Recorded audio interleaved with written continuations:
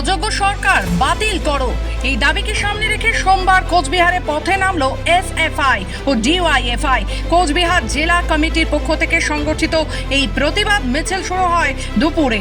SFI ও DYFI এর জেলা কার্যালয়ের সামনে থাকা মিছিলটি শহরের বিভিন্ন রাজপথ পরিক্রমা করে শেষ হয় কোচবিহার কাছারি মোড়ে এসে পথ অবরোধ ও কুশপুতুল দাহ করে প্রতিবাদ করা হয়। এদিনে কর্মসূচির মূল লক্ষ্য ছিল এসএসসি নিয়োগ দুর্নীতির প্রতিবাদ। এই নিয়োগ প্রক্রিয়া দুর্নীতি ও শিক্ষা ক্ষেত্রে অবস্থার বিরুদ্ধে ক্ষোভ থেকেই এদিনের এই প্রতিবাদ। পথ অবরোধের কারণে কিছু সময়ের জন্য যান চলাচল ব্যাহত হয়। পরে কোচবিহার কোতোয়ালি থানার পুলিশ ঘটনাস্থলে এসে আশ্বাস দিলে অবরোধ তুলে নেন বিক্ষোভকারীরা।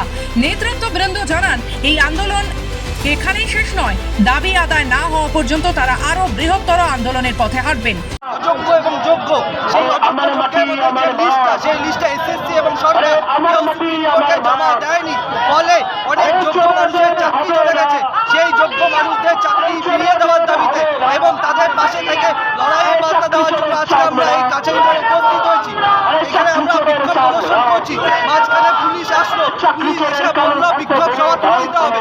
কারণ কি, আমরা মমতা ব্যানার্জির বিরুদ্ধে কথা বলছি, কিন্তু এই বাংলার বুকে গণতন্ত্র কতটা অসহায়, গণতন্ত্র কিভাবে ভেঙে পড়েছে।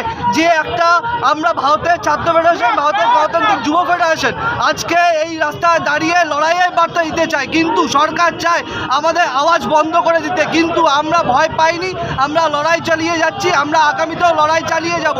কিন্তু আমরা এটা মানি, নিশ্চিতভাবে সেই তালিকায় একটা বড় অংশ ছিল যারা যোগ্য ছিল, যারা পড়াশোনা করে চাকরি পেয়েছিল, যারা খেটে খুঁটে চাকরি পেয়েছিল, তাদের চাকরি চলে গেল একমাত্র মমতা ব্যানার্জির বদান্যতায়।